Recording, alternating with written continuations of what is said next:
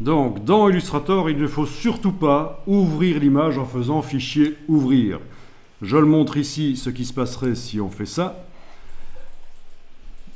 Donc, si on ouvre une image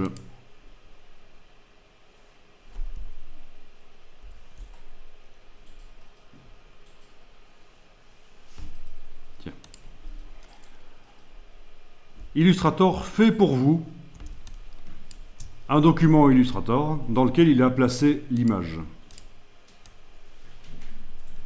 Et on pourrait se dire, mais tiens, ça va, tout va bien.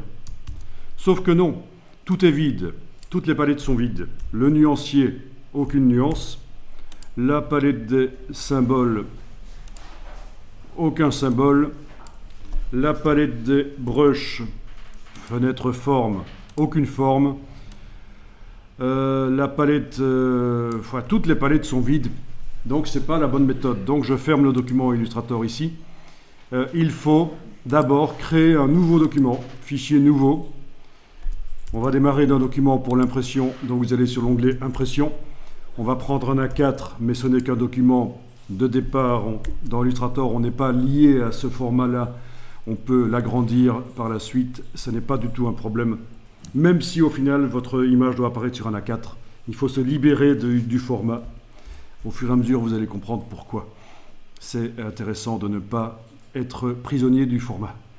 Donc, j'ai fait fichier nouveau, je suis allé dans l'onglet impression, j'ai choisi format A4, je choisis un A4, peu importe horizontal ou vertical, je vais prendre un horizontal. Ici, dans les options avancées, il vaut mieux, déjà maintenant, bien qu'on peut le faire après, passer en RVB. Comme ça, on pourra mettre des couleurs vives dans le document. Le petit point d'exclamation vous dit que vous vous êtes éloigné du modèle de départ que Illustrator vous proposait, mais ce n'est pas un problème technique, c'est pas grave. Vous cliquez sur Créer. Dans le document qui s'est ouvert, vous allez... D'abord, on remarque que toutes les palettes maintenant sont remplies. Forcément, on a démarré d'un document modèle qui existe dans le dossier Illustrator et qui a déjà toutes ces choses remplies. Donc, on fait fichier importer, on va chercher la photo,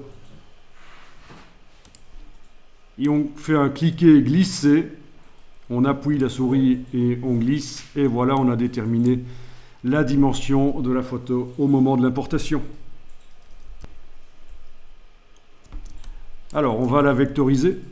Dans une manière spéciale de vectoriser, d'abord on va tester la vectorisation habituelle. Donc menu fenêtre, vectorisation de l'image. Votre photo est sélectionnée d'une manière ou d'une autre. Certains parmi vous n'ont peut-être pas les diagonales. Ceux qui ont les diagonales, c'est que quand vous avez importé la photo, vous aviez l'option liée qui était cochée. Ça veut dire qu'Illustrator regarde en permanence ce qui arrive au fichier, sur le disque dur, en quelque sorte. Et donc voilà, dans le cas de l'exercice ici, que vous ayez eu ou pas l'option liée cochée n'a pas d'importance. Donc si vous avez les diagonales ou pas sur l'image, ça n'a pas d'importance. Dans d'autres cas, plus tard, quand on fera d'autres types de vectorisation, surtout en couleur, ce sera important. Donc, vectorisation de l'image. L'image est sélectionnée avec la flèche noire, par exemple, et on coche la case aperçue. Alors, il nous dit que la vectorisation risque d'être lente parce que l'image a beaucoup de pixels. On va quand même faire OK, on va voir ce qui se passe. Donc, voilà. Donc, ce que vous voyez là, quand vous zoomez, c'est la version vectorielle de l'image.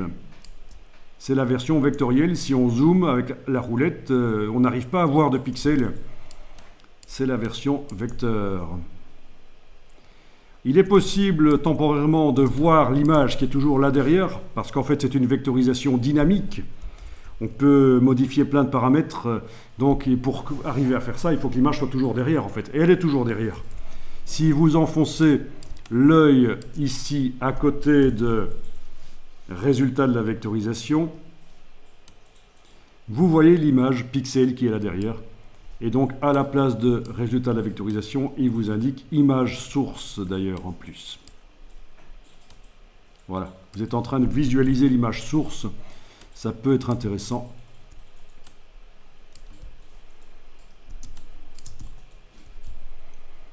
L'image source constituée de pixels.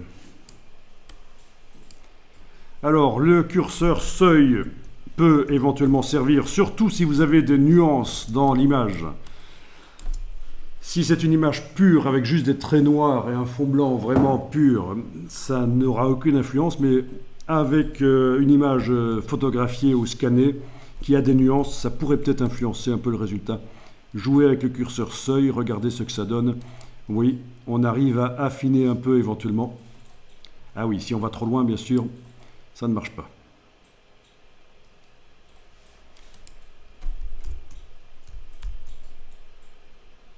Bien.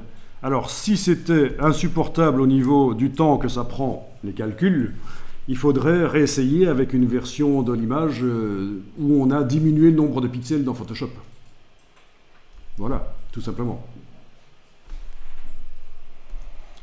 Alors, autre chose, ici, dans les paramètres avancés, vous allez pouvoir cocher une option qui s'appelle « Ignorer le blanc ». Alors, pour voir ce que ça donne, je vais demander ici d'afficher le damier de transparence. Dans Illustrator, menu Affichage, afficher le damier de transparence. Et là, vous voyez qu'en fait, partout dans Illustrator, c'est de la transparence. Et que notre image ici, le résultat de la vectorisation va générer des pixels, des vecteurs, va générer des vecteurs noirs et des vecteurs blancs. Sauf si vous dites, ben non, le blanc dans l'image, il ne m'intéresse pas. Ce qui m'intéresse, c'est les traits. Et donc, vous cochez ignorer le blanc dans les paramètres avancés de vectorisation. Et du coup, vous obtiendrez des vecteurs avec de la transparence entre eux. Bon, une fois que vous avez vu ça, vous pouvez masquer le damier de transparence parce qu'il fait quand même mal aux yeux. Menu affichage, masquer le damier de transparence. On sait que c'est de la transparence. À un certain moment dans Illustrator, on créera un calque spécial sur lequel on mettra un grand rectangle gris qui nous permettra de visualiser en permanence ce qui est transparent et ce qui ne l'est pas. On ne va pas jouer avec ce damier de transparence. On va en permanence avoir quelque chose qui nous permet de vérifier, tiens, est-ce que c'est des vecteurs blancs ou est-ce que c'est de la transparence? Bon. Une fois que vous avez paramétré la vectorisation comme il faut, et il n'y a pas grand-chose à paramétrer ici, parce que ce n'est pas une image très complexe, je veux dire, il n'y a pas beaucoup de couleurs, vous allez finaliser la vectorisation par le menu Objet, Vectorisation de l'image, Décomposer. Objet, Vectorisation de l'image décomposée, les vecteurs apparaissent, la boîte de vectorisation est grisée, on ne sait plus paramétrer la vectorisation, c'en est plus une. Voilà. Et donc, on obtient, en ayant vectorisé comme ça, on obtient des formes. Vous allez dire, oui, c'est des traits. Ça, c'est des traits. Ça, c'est un trait. Ça, c'est un trait. Non, ce n'est pas des traits, ce sont des formes.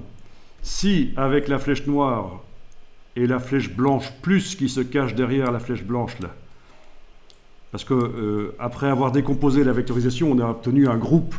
Du coup, comme tout est groupé, si on utilise la flèche noire, si on utilise la flèche noire sur n'importe quel objet, ça sélectionne tout. Donc, en ayant cliqué à côté, vous allez utiliser la flèche blanche plus, qui va vous permettre de sélectionner l'entièreté d'un objet qui fait partie d'un groupe. Mais ce sont des formes, ça. C'est une forme comme si on l'avait dessinée au crayon. Alors, on va enregistrer cette version-là de l'image. Je vais l'enregistrer au format donc Illustrator et je vais renommer ça. Ah oui, quelle était l'image au fait? Ah oui, c'était celle-là. Oui, pour savoir quelle est l'image qui est chargée, vous avez dans le menu Fenêtre la palette Lien qui ne marche pas ici forcément parce que l'image a disparu. Donc il fallait savoir quelle image vous aviez chargée. Voilà. Donc, l'image n'est plus dans le document depuis qu'on a décomposé la vectorisation. Mais je sais que c'était la 111-253.